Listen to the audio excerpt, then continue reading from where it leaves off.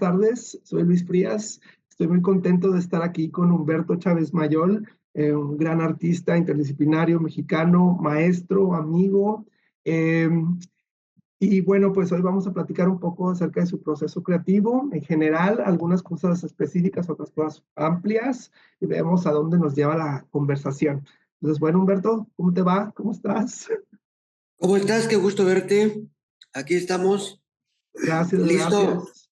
en lo que pueda responder a lo que tú me digas y el camino que hay muchos caminos que tomar, así que Muchísimos. voy Vamos. tomando un poco la pista, la voy tomando contigo.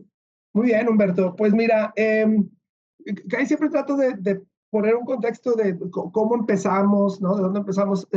Tú en algunas ocasiones me has compartido que de chico la literatura te acompañó bastante. Mi primera pregunta tendría que ver más bien cómo entraste a las artes visuales y a la idea de investigación. Mira, creo que es fácil eso. De las artes visuales, yo debo de reconocer primero que nada una cierta capacidad, no sé si heredada o aprendida en la infancia, que tenía que ver directamente con que mi padre era un buen fotógrafo, ¿sí? Y estaba metido en todos los proyectos de Kodak, en los centros de marketing y todo lo demás.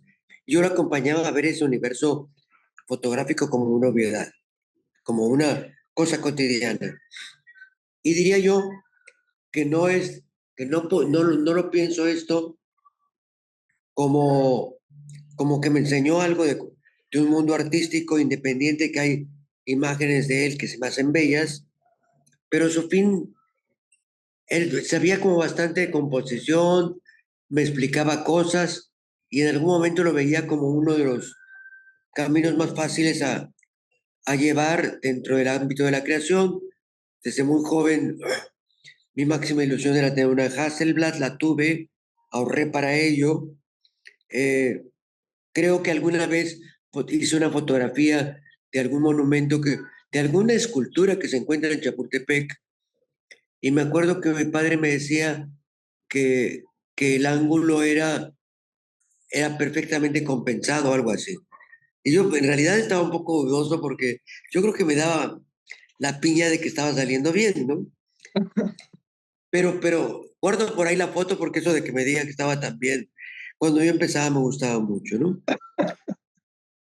Más adelante me, me toca por el hecho de que estando en el ILCE, el Instituto Latinoamericano de Comunicación Educativa, yo estudiaba cine educativo, en algún momento estuve ahí para empezar eso, y uno de los profesores, Fausto, tuvo un problema mental, era primo mío, y resultó de que a mí me dejaron que me quedara con la materia. Aunque estaba yo estudiando diferentes cosas, me quedé con esa materia de foto. Y cuando entro en la materia de foto, yo quería saber mucho más para explicar la fotografía. Entonces había vuelto como una obsesión de aprendizaje traducible y no aprendí tanto de lo que dije bien cuando lo pude explicar, sino de cuando no lo pude explicar. Claro. Cuando me quedé enfrente del público, un poco inclinado, y te va a interesar mucho el término, como que mostraba las inclinaciones de lo que era no la jerarquía del saber, sino una confusión de alguna manera sobre una temática que yo no alcanzaba a percibir, ¿no? Pero en fin, me seguí en el camino de dar clases de fotografía. A la mitad me sentía un poco tonto dando las clases y mejor pensé que me debía dedicar puramente a hacer fotografía. Ahí parte mi mundo de las artes visuales. Me iría para Francia después, estudiar Derecho. Abandonaría al terminar la carrera de Derecho, de la que aprendí mucho para las artes, honestamente, porque habría que tener una idea de lo que era la arbitrariedad de la ley para poder violarla. Y eso solo te lo enseña la Facultad de Derecho, ¿no? Entonces, aprendí mucho de ahí. Aparte, conocí un profesor que creo que se llamaba Pérez Carrillo, que vio mi interés en temas de filosofía y me introdujo en el universo de Hans Kelsen. Y conocer a Hans Kelsen, que todos dirán que tiene que ver la teoría pura del derecho, mm, ahí comprendí miles de cosas de cómo se podría romper el concepto de la norma.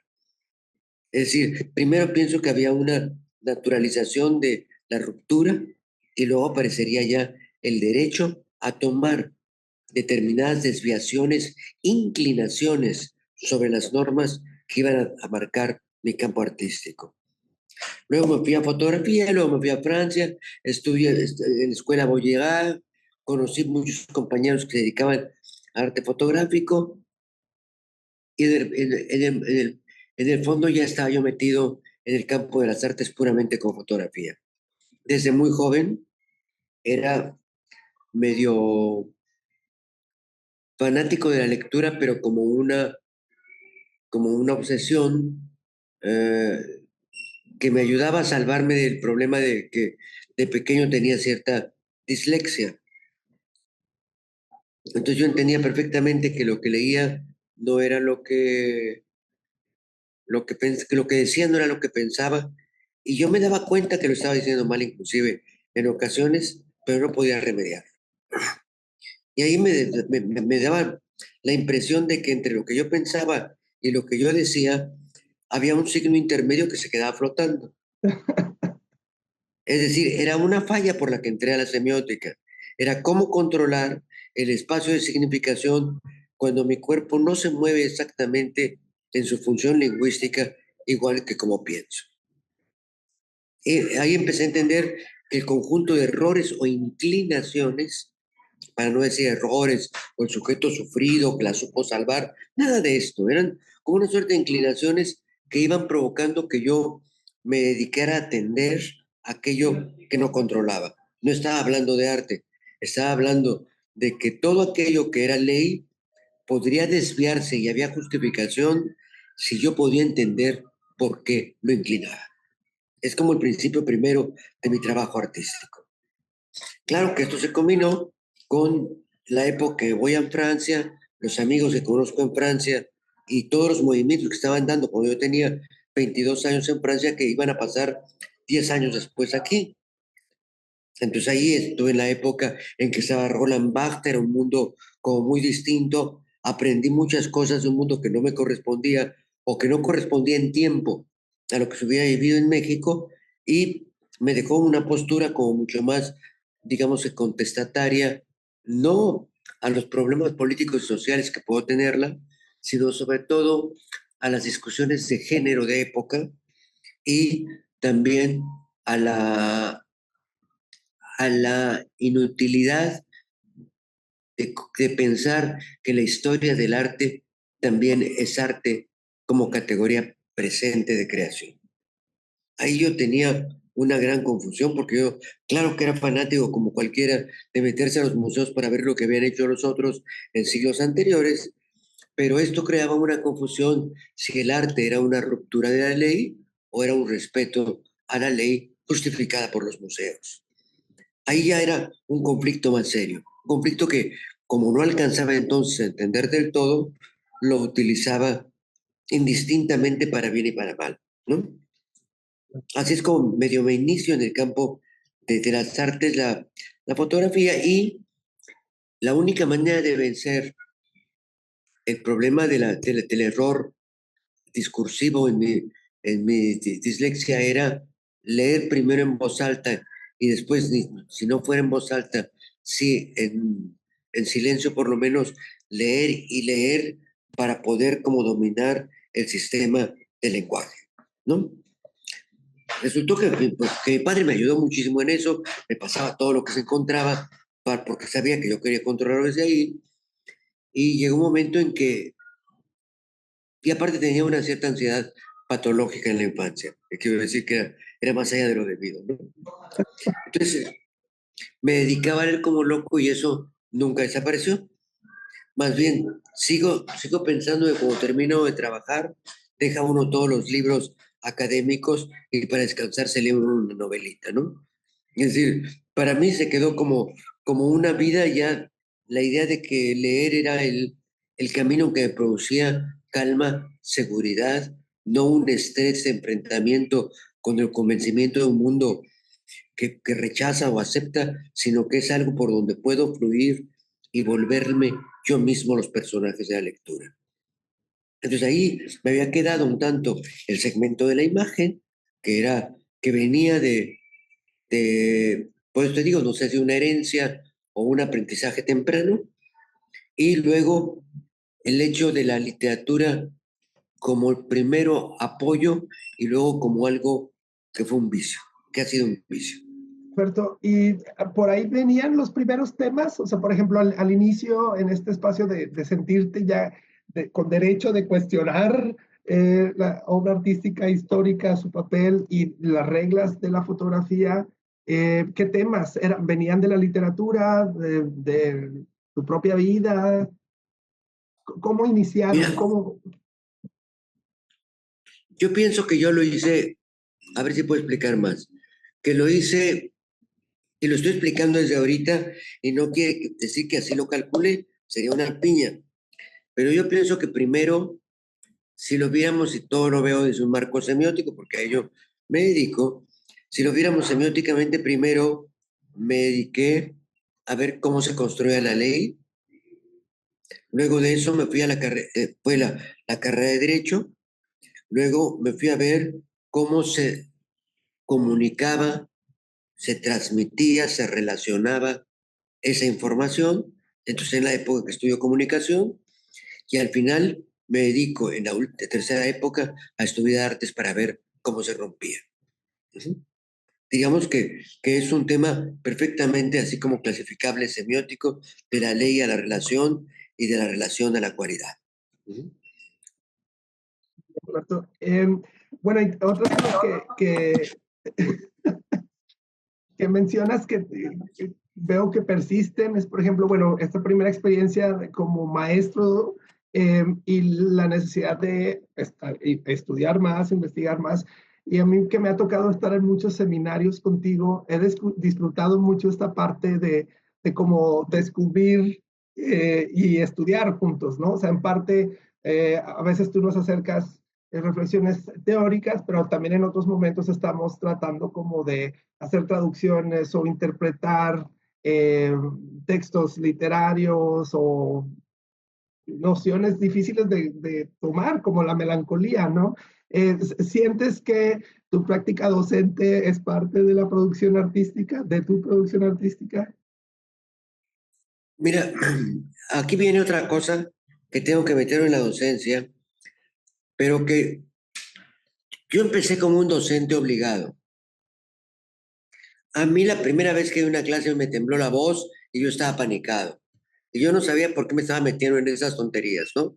Yo creo que a todos nos ha pasado, pero yo lo tengo muy claro y sin ninguna pena, sí, yo no sabía ni cómo con el mundo y de alguna manera preparar una clase implicaba construir una imagen de un sujeto que habla con cierta propiedad sobre lo que enseña.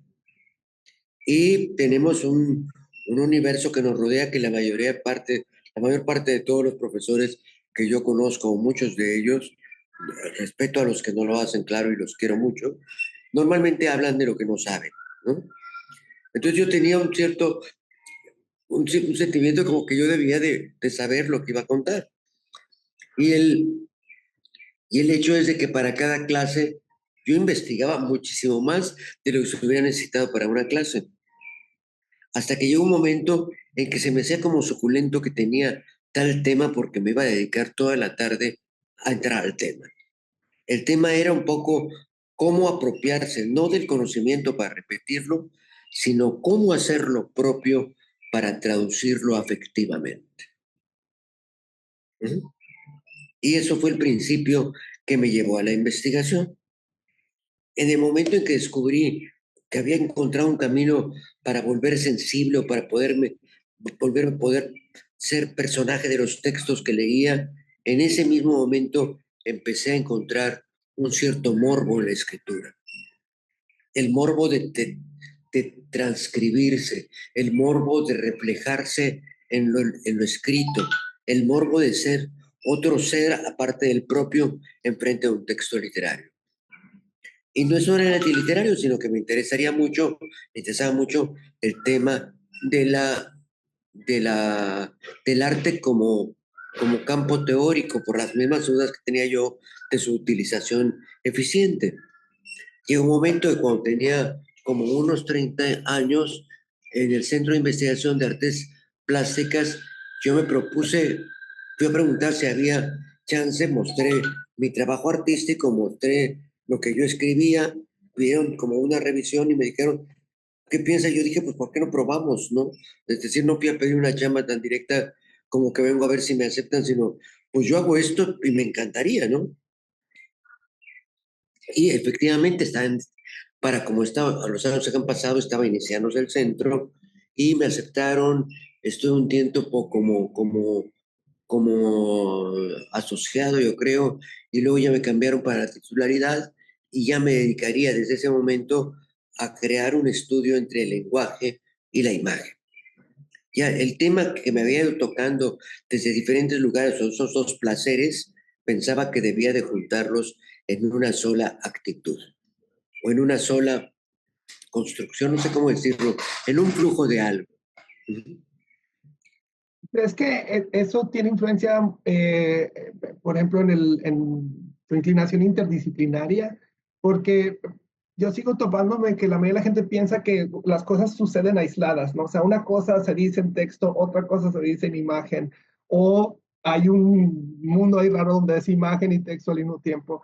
Pero yo siento que esta tercera es más amplio, ¿no? O sea, te empiezas a dar cuenta que las cosas se complementan. No, no sé si me explico. Ahora, cuando yo era joven, me gustaba escribir un poco algo de poesía y le tenía yo gusto a la literatura. Había sido educado en una familia que tenía placeres literarios y lo veía como normal. Sin embargo, siempre pienso que toda la primera etapa de lo que escribía, ahora la vería inclusive un poco como, si no cursi, por lo menos como con cierta bobería. No me gusta cuando me encuentro los textos, digo, ¿y quién será ese cuate en el fondo, no? O no me gustaría ser ese cuate. Pero el, en esto del tallereo, de ir con diferentes lugares y leer tus textos en unos y en otros lugares, por las críticas que me hacían pasar los corajes más grandes del planeta, también me hacían pensar de que tendría que ser difícil escribir de otra manera. Cuando entré como investigador y vi las normas que se necesitaban para presentar proyectos de investigación, encontré una solución maravillosa y descubrí que podía yo escribir, después de haber estudiado derecho, de haber estudiado otras cosas, que podía escribir con una precisión increíble, hacer una descripción de caso, que es una cosa importante. Entonces yo tomaba un cuadro casi como un caso y lo describía con un detalle así que podría parecer casi en un muro perequino. Ujú. Me iba con un detalle y podía hacer clasificaciones totalmente distinguibles para cualquier lector. Y esto era parte de mi trabajo de investigación y publiqué textos ahí. Un buen día, ya será como a los 35 años, pensé que me daba un poco de flojera seguir describiendo cuadros y analizándolos desde la forma del canon. Y con esta mi tradición que traía yo como de pleito, me puse a pensar un texto que hablara de un proyecto artístico que mi mayor interés, ya entonces me había metido, perdón, para en la semiótica, ya estaba yo metido plenamente en los signos y yo había llegado a los signos por el propio problema de que no podía hablar muy bien, pero ya estaba yo metido en la semiótica, primero había sido estructuralista y luego me había pasado al campo semiótico persiano. Entonces mi teoría era que estaba yo preocupado por el tema del tiempo y yo pensé que mi primera aplicación como productor artístico era meter un pensamiento tan duro como el de Peirce, que trabajaba la cualidad, la relación y la ley, y meterlo en un proceso tan ambiguo, poco definido, tan torpe o tan maleable como era el tiempo. ¿Sí? Entonces ya estaba perfectamente convencido, ya era un tema de época, que el tiempo no existía como tal, sino que era una ficción, tanto inventado por las disciplinas o por las conciencias de los sujetos en su vida cotidiana, pero que si yo agarraba una cuchara y golpeaba continuamente con ella, pues estaba haciendo una nueva medición de tiempo. Pero si era tan flexible la palabra, ¿por qué no atravesarla por un campo duro, lógico, organizativo, que era la semiótica? ¿Mm? Y lo que yo quería hacer entonces era construir un tiempo en tres espacios diferentes de la cualidad, de la relación y de la ley, y hacer un libro y una exposición para cada uno de ellos, pero tomando como sujeto referencial de la investigación cualitativa el propio pasar de mi memoria en el presente que la transforma. No sé si me estoy explicando bien. No era ni un presente real, ni una memoria totalmente documentada, sino ese diálogo de ficción que todos mantenemos entre el encuentro de lo que creemos que está pasando y de lo que pensamos que nos pasó. Las dos son ficticias, por supuesto, pero entonces si podemos creer que las dos son ficticias, nosotros es simplemente ir entretejiendo un cruce y de vez en cuando utilizar, porque no voy a abandonar la fotografía, para hacer pequeños registros que demostraran lo que no se demuestra. Ajá. Cosa que entonces toda la máquina corría en una ficción y al mismo tiempo toda la máquina tenía una cosa que yo había descubierto, una palabra que para mí ha sido emblemática, que era un documento. Asombrosamente casi nunca hablo del documento, pero para mí el documento es uno de los puntos primordiales de la fotografía. Pero el documento que documenta lo que no existe,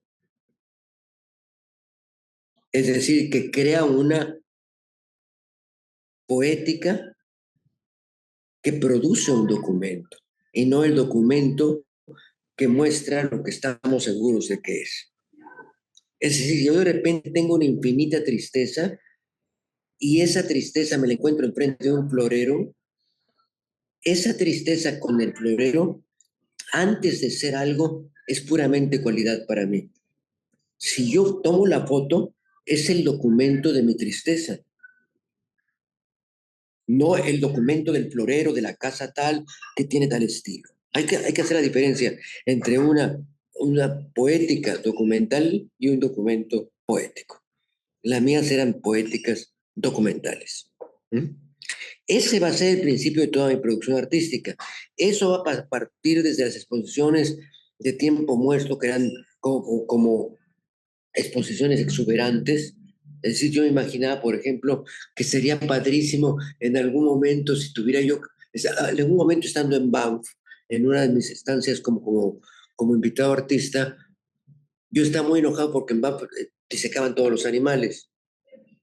Entonces yo iba a los museos desde donde mostraban todos los animales disecados y me estaba entre una fascinación y un morbo infinito.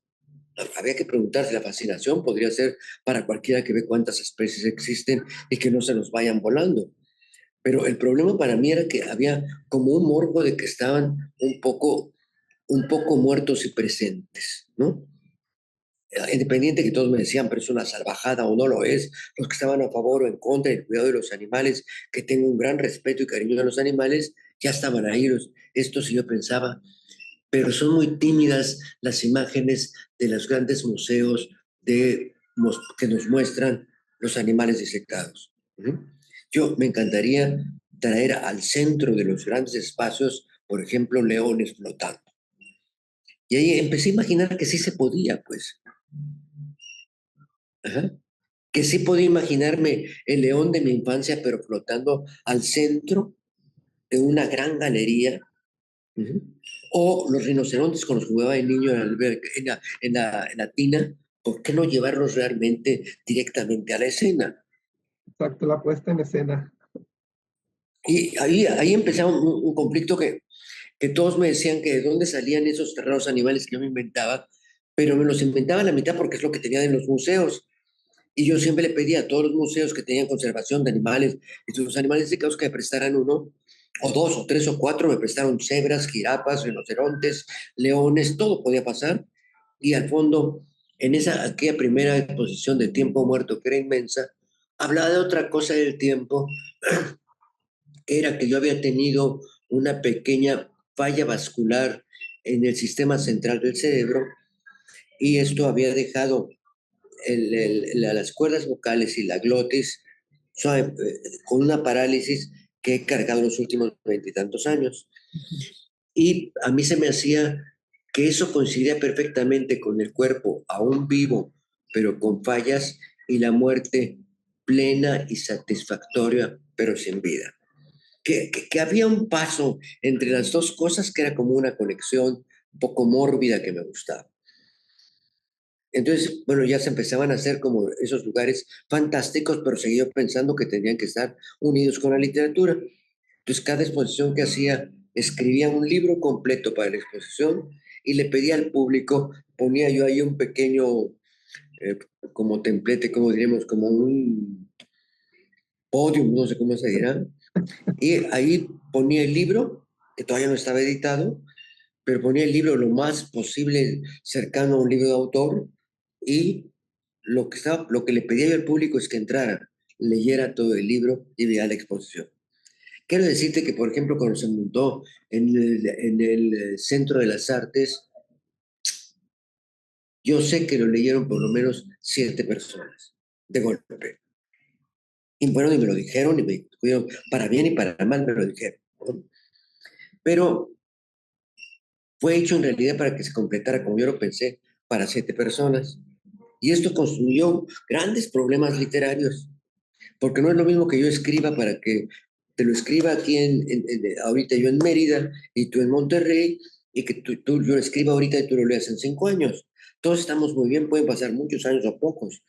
El problema es que yo quería que lo leyeran en el momento y que voltearan a ver el espacio como era.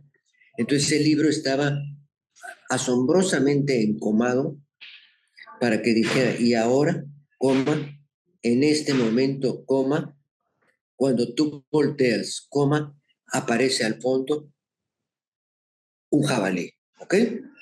Pero el problema es que cada vez que yo hacía una coma, estaba dando el alto para que el sujeto pudiera levantar el rostro y ver el objeto que yo quería que viera, ¿ok? Se acabó la exposición, el libro se volvió más o menos conocido, pero todos decían que yo le exageraba un poco a la coma. Pero tendrán toda la razón, y ahora que lo leo digo, caray, qué empachada de comas tenía ese libro, pero es que era un libro que no estaba hecho para leerse sin exposición, sino adentro de la exposición. Esas cosas como que han sido muy divertidas en el encuentro del ámbito literario con el ámbito performático. Escribir para performar la mirada no es lo mismo que escribir para un lector lejano. Ujú. Entonces, ese libro tiene ese conflicto, y qué es lo que defiende el propio editor que va a volver a editar el libro, que dice que hay que respetar cómo fue escrito y para qué fue escrito. Que fue escrito para ser leído mientras se mira y no leído para ver una ficción de alguien. Claro. Entonces, el editor se niega a quitarle las comas, estoy en esa discusión. O sea, ¿tú sí Yo ya sé, quisieras ahora quitarle las comas? ¿O tendría ¿Mm? que, tú sí quisieras ahora quitarle las comas? ¿O No, tendría más no bien tendría, que si tú sí quisieras ahora quitarle las comas? yo ya, porque ya no existe la exhibición y porque cuando lo leen, yo creo que si uno va a acabar, yo lo he agarrado en diferentes, cada 3, 4 años lo leo y digo, caray, si no estoy viendo las imágenes como es de eso, es un poco excesivo, sobran comas, ¿qué hago? ¿No? A Pero lo no lo mejor pensaba ahora. así cuando lo hice, yo lo pensé viendo performáticamente al sujeto que leía enfrente de la exposición. Ujú, Y ahí necesitaba irlo frenando. Irlo frenando para que no se absorbiera por el propio discurso escrito, ujú. sino que se volviera un sujeto de práctica conmigo en una performática visual. O sea, En su momento sirvió, ¿eh? va a haber que hacer la exposición otra vez, entonces, que Habría que quitarle hacer las la cosas. exposición para lograrlo de nuevo, pero, pero eso perdió su validez, pero también quiero considerar que aún con todas esas críticas que haría a tiempo muerto, es la primera vez que hago lo que va a ser luego mi profesión ya estable, la investigación sobre mi propio tema de creación. En ese momento dejo la investigación para hablar de alguien yo como un tercero que interpreta desde una cultura estabilizada y me vuelvo un sujeto con todas las ambigüedades de la percepción, con todas las ilusiones o las idolones de lo que podría ser o quisiera ser, y al mismo tiempo como en una deriva de narración de lo íntimo. Y digo de lo íntimo porque yo estoy hablando en la mayoría de mis libros de lo que me reflejan los otros. No hablo de esa intimidad que todos la confunden con lo propio, sino hablo de la intimidad que nunca podré ver de mí, pero que los otros de los ojos de los demás me permiten reconstruir en mi mente. Pero eso empieza a ser un tema de producción e investigación sobre lo propio, sobre lo íntimo, sobre lo cotidiano. Tenía yo toda la fascinación de la deriva de otras épocas del arte y tenía la fascinación de las derivas mismas del surrealismo también y la deriva propia, la deriva como uno no hay que ir a buscar mucho debajo de la vida cotidiana para darse cuenta de la magia de lo que no es propio sino íntimo. Ujú. Humberto, Ahí ya ha aparecido mi pensamiento de creación, ya he podido definir la temática y el tratamiento de lo que son mis piezas. muy bien, muy bien. Qué interesante. Y yo me siento así, también hay un eco ahí como de Pitol, ¿no? Que todo está en todas las cosas, ¿no? Ahí es un espejo que nos está mostrando lo que uno puede ver, ¿no? Em, y aquí hay dos temas que me interesan bastante. Uno, el dejar, por ejemplo, el texto literario o la fotografía, imagen que contiene ahí una información, pero pasar a lo performático. Y pensé, tú sabes que es una de las piezas tuyas que a mí me fascina, es el Taboadas Tour, y creo que ahí hay una intención como de hacer una pieza específicamente para una persona, pero a esta persona la estás poniendo a performar o a tener una experiencia, ¿verdad? Y también vuelvo a esta cosa de crear en formato seminario, crear en colectivo con múltiples voces. Bueno, dentro de que sí sigo pensando que era literario el asunto siempre, yo pensaba y aparte muy influido realmente por la novela, porque tiene muchos rasgos de como siempre, como de una expectativa de ir encontrando un mundo novelado del que uno es el autor, pero al mismo tiempo es el personaje. En algún momento yo pensaba que lo que tendría que hacer era escribir para otro y reconociendo la vida de la otra persona, construir lo que yo quisiera quisiera la otra persona. Hay un poco, y me lo ha criticado algún amigo, de que hay un sentimiento como de provocar una sumisión en el otro al momento de entrar en mi pieza artística. Y es bien pactado. Yo le digo, oye, yo quisiera hacerte una carta y tomar 2 horas de tu vida y déjame las 2 horas que ahí yo decido. ¿Quieres jugar o no quieres jugar? Entonces me decían sí, y yo me dedicaba a preparar un universo con músicas que entraban, todo iba pasando en la vida cotidiana y todo estaba armado para que fuera la persona leyendo una carta en la que todo le iba pasando y ahí se construía una imagen, digamos que performática, que al mismo tiempo te llevaba un guión literario, teatral, el sujeto se volvía lector y actor. Y ya estaba en aquella época entrando en los ejercicios de cosas de teatro que también luego me dedicaría. Entonces, para mí se me hacía como fascinante que sucediera. Sucedió, creo que todo, que fue un proyecto que yo hubiera seguido y seguiría si se pudiera. Pero La muerte de Ángel Cosmos, cree que me sostenía el proyecto, implicó que se detuviera la publicación de Tahuastur. Ujú. Era una pieza que se podía seguir armando eternamente, era divertidísimo realmente. Ujú. No es lejano de otros tipos de conducciones con otros públicos, como por ejemplo en la pieza de ¿cómo se llama?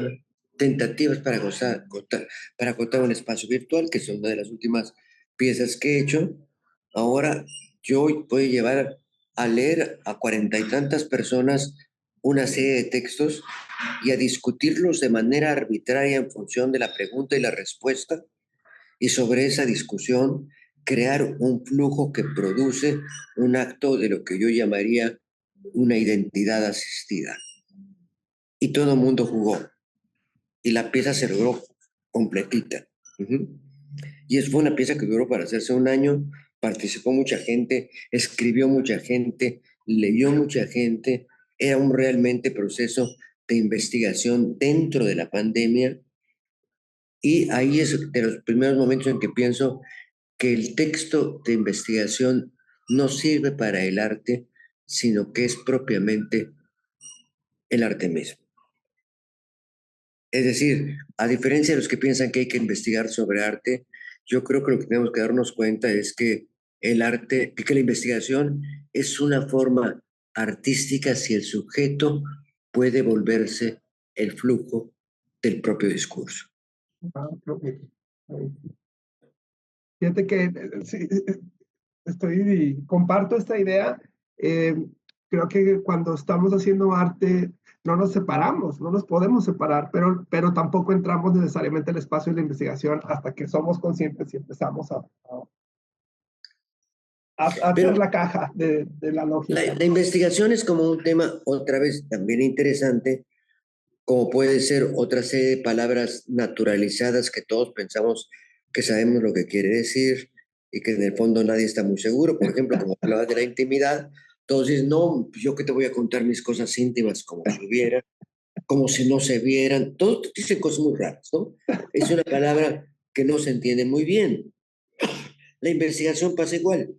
Es decir, si yo entro una mañana que voy caminando en la calle, toco la puerta de un negocio y le digo, perdone, disculpe, ¿dónde está su baño? Estoy en un pleno trabajo de investigación. Hay una suerte como de objetivo, si no ya estoy a punto de orinarme. Entonces la gente me ayuda. Yo para la investigación le pongo todo el tono de ojos como desesperación y casi jalada de pelo para que todos piensen que realmente ese cuate va a hacer aquí un drama a la mitad de la tienda. Llego hasta el baño y he logrado la investigación como quería. ¿Ok? Me dirán, el objetivo es demasiado frágil, y diré, la función de la investigación era corta, simple y totalmente solucionada. Las mejores investigaciones son las que nunca se pueden solucionar. Es decir, porque estás protegiendo el problema, no resolviendo el problema. Cuando hablas de investigaciones, sobre todo que son más íntimas, no creas que por investigar se modifica el sujeto. Por investigar se toma como un flujo de vivencia y es un proceso interactivo con los sujetos que te rodean, que quieres, que convives, pero no quiere decir que la investigación te dé el objeto de resultado científico esperado. La investigación es simplemente el ámbito de tácticas y estrategias utilizadas para lograr un proceso, un camino, la función de un deseo y no necesariamente un objeto final. Eso por lo menos tendríamos que entenderlo para las artes. Si es entendido así, la investigación no es el medio para llegar a la cosa, sino es la misma cosa, investigándose e investigada, que se desplaza como un objeto de creación. Humberto, algo que tengo mucha curiosidad, ¿cómo llevas tu bitácora? ¿Cómo es tu proceso de bitácora? ¿Cómo la organizas? Eso está actualmente muy fácil. Pero he tenido diferentes estrategias.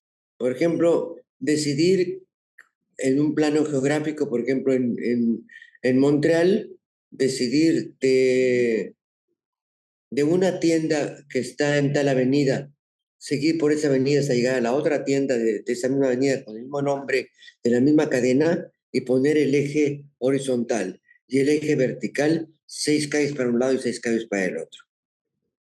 Eso ya está el campo de investigación de la bitácora. Luego, uno decide de tal mañana hasta tal noche es el tiempo en que se narra el suceso. Esa es una investigación acotada. Lo que pase, y si en ese momento me siento en un café y me pongo a recordar toda mi infancia, entra dentro del espacio. ¿Ok? La bitácora no es espacialmente definida para seguirse al pie de la letra ni lineal, sino que es el ámbito distinguido donde va a recorrer un sujeto todas las vivencias que quiera en cualquier dirección. ¿Mm? Y bueno, y ahorita llevas una, llevas varias, dejas que se crucen.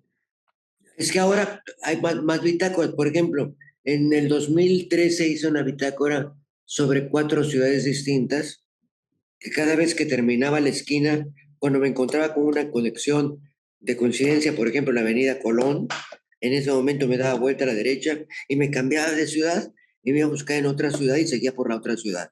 Ajá. Y esto lo recorrí, lo hice con Quebec, Montreal, Omaha y Mérida. ¿Mm? Entró México porque me enfermé, pero esta ciudad no le tocaba. Pero en fin, recorrí yo las 4 ciudades durante 3 meses y era todo el tiempo de bitácora y estaba marcado de dónde a dónde.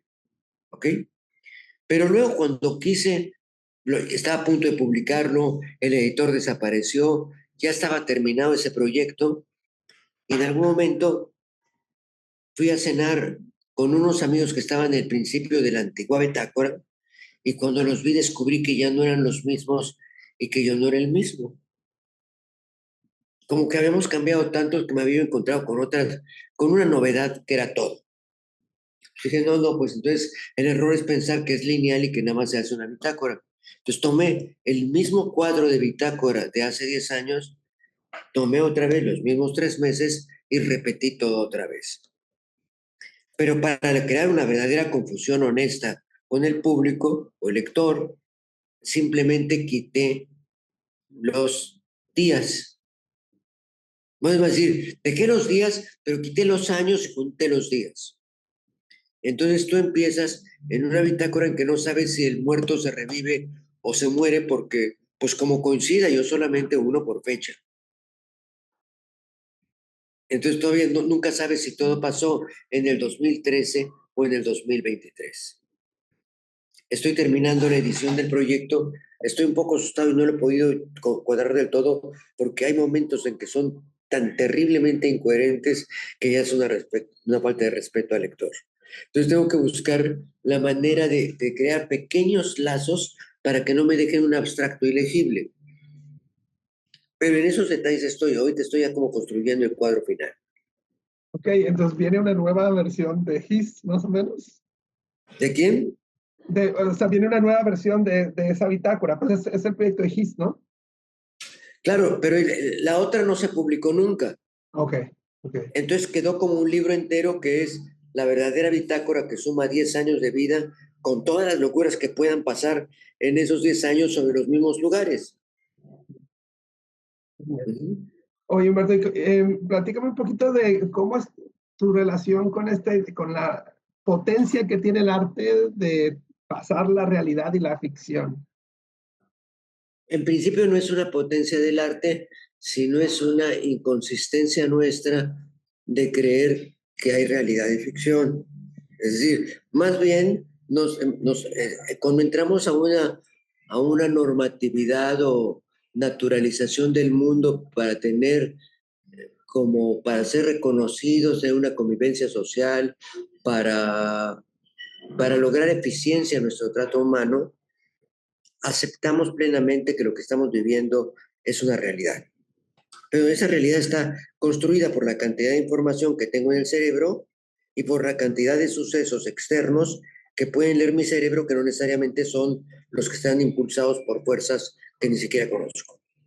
O yo tengo como un roce, como lo diría Kant, como un buen fantasmita al centro que medio que me permite creer en el mundo, ¿no? Entonces, el arte, pienso que puede aprovechar, si uno lo entiende, con mucha facilidad esa película fantasma que se crea entre la realidad y lo que piensan que es verdad. Creo que son dos palabras suficientemente usadas y vacías en algún sentido, pero que por eso y por tanto se pueden manipular con mucha facilidad. Sí, bueno, yo sí siento que hay una potencia ahí, ¿no? Porque, o sea, por ejemplo, el poder hacer con los demás, volviendo a tabuadas, y que una persona tenga estas experiencias construidas de, es como si la obra de arte se volviera realidad, ¿no? Sé que lo estoy diciendo Hay, de una forma muy romántica, porque sí, también estoy pensando en el fantasmita. hay un ejemplo interesante que se dio hace como unos 10 años, que era estábamos trabajando en Teatro La Rendija el montaje del Corazón del Actor. Ujú. Y cuando me invitaron a dar un seminario en el propio taller de este centro teatral sobre lo que era el performance y la teatralidad, porque yo sostenía que de alguna manera la teatralidad se construía bajo una idea de guión modelístico donde unos sujetos actuaban y que en cambio el performance y la instalación, que me interesaba muchísimo la instalación, eran autonomías visuales que debían de ser ejecutadas en tiempo y forma presente. Y que entonces me provocaba gran problema que confundieran, por ejemplo, la instalación con la escena. Aunque las dos son dos instalaciones, algo quieren decir de diferente. Y sobre esa discusión yo andaba vagando, ¿no? Y de repente me dijeron que si quería yo entrar al montaje y la reparación del corazón del actor. Entonces yo dije que sí, pero que quisiera hacer algunos cambios. Que primero que quería yo quitar a los actores externos, sino que yo quería que hiciéramos una gran instalación que fuera la obra y que cada uno de los sujetos que entraban se les dieran unos determinadas como microfonitos, unos como bocinitas pequeñitas para los oídos y que les fuéramos diciendo que hicieran y les diéramos los guiones de todos los actores. Y claro, el problema es que o que fallaban los aparatos, o que ellos salían tarde, o que se asustaban y no querían caminar, pero en realidad nunca sabremos muy bien cómo funcionó porque los únicos que pueden estar adentro de la escena eran los propios, el propio público que al mismo tiempo eran los actores. Entonces la ficción estaba completa, porque como les haya ido, va bien. Lo único que tenías como referencias como salían y te contaban, pues estuvo padrísimo, era una locura. Yo no sé si era así o era otra, y nunca salió ninguna igual, y nunca se supo si el efecto que queríamos se lograba, y no supíamos tampoco si teníamos todos los efectos totalmente claros. Ujú. Eso ha sido como una diversión que es parecida a obras anteriores que ya había yo hecho. No es distante de la teoría de ficción que tengo de el Tahuadas Tour. Yo sí quisiera. ¿Qué? Dile hola. Te manda a decir hola, Pedro. Ah, igualmente, saludos. Oye, Humberto, bueno, pues estoy muy contento. Muchas gracias por aceptar esta charla. Espero que la próxima vez la podamos hacer en persona. Y antes de terminar, pregunta obligada del proyecto Alteridad, Archivo de Procesos Creativos. Yo sé que esta es una pregunta también bastante arbitraria y cursi, pero si pudieras dar un ejercicio creativo, alguna observación, algo que consideres alguien que está intentando hacer arte podría o debería de hacer. No sé si es un ejercicio creativo, creo que es un ejercicio como fundamental para aquel que se va a dedicar al arte, ajá, es de alguna manera hacer, es que me tengo que meter en autores, pero me tengo que meter un poco en Perec con lo infraordinario, ajá, y en el hecho de hacer o hacer un taller o una fórmula, como se quisiera, en que todos los sujetos durante cierto tiempo narren la simpleza de lo vivido, no por todo el tiempo, porque entonces se aburren o se vuelven locos, se van escrito a los muros, pero sí, de repente tomar, ¿qué te digo yo? Una hora al día durante una semana y dejar simplemente para narrar el suceso con los diferentes niveles de participación de la cosa, del acto que fluye, del sujeto que ve, y todos son el mismo narrador, pero dejar una hora durante una semana y luego ver qué es lo que uno hace, pero sin ninguna pretensión, ni de la gran literatura, ni del escrito impactante, ni del escrito que va a crear el llanto y el descubrimiento fantástico, simplemente narrarse en eso que parece ser lo ordinario, pero menos que lo ordinario, lo infraordinario. Lo que se va, lo que se pierde. Uh-huh. Muy bien, Humberto, Esos está son como genial. ejercicios que sí recomiendo hacerlos hasta como forma de taller. Uh-huh. Pues mira, ya está una Porque yo puedo hacer oportunidad. un taller y decirle a alguien, oye, vamos a hacer un taller de lo que escribes y talleríamos todos y leemos nuestra literatura. Entonces todos sacamos nuestras mejores perlas como arañas que corren en la plática. Pero eso no, sí sirve y todos lo hemos hecho y nos sirve. Pero creo que es más interesante si alguien pudiera narrar o aceptar que tiene validez lo más bobo de lo propio, que no es Excelente. propio primero y que no, y casi nunca es bobo. Y entonces ahí como que se me hace que es regresar al origen de la sensación y la percepción del sujeto para pensarse sujeto creador del propio acto de vivir. Que ha de ser más interesante que andar creando grandes piezas. Bueno, quién sabe si te las pagan, no, pero bueno, eso depende, ¿no? Excelente, Humberto, muchas gracias. Pues ojalá que sí me toque llevarlo a cabo y te comparta los hallazgos o lo hagamos Ok. juntos. Bueno, pues no sé si quieras agregar algo más, Humberto. No, pues muchas gracias. A mí me da mucho gusto empezar esto y si vamos a entender más, me gusta la idea de que no sé muy bien por dónde va, porque entonces, y pido disculpas porque de vez en cuando me pierdo en las divagaciones, No, no, está pero eso tiene su delicioso. chiste, pues, ¿no? Claro, de eso se trata y estuvo muy rico, muy delicioso. Muchísimas gracias. Y pues bueno, un abrazote. Hasta luego. Hasta Adiós. luego.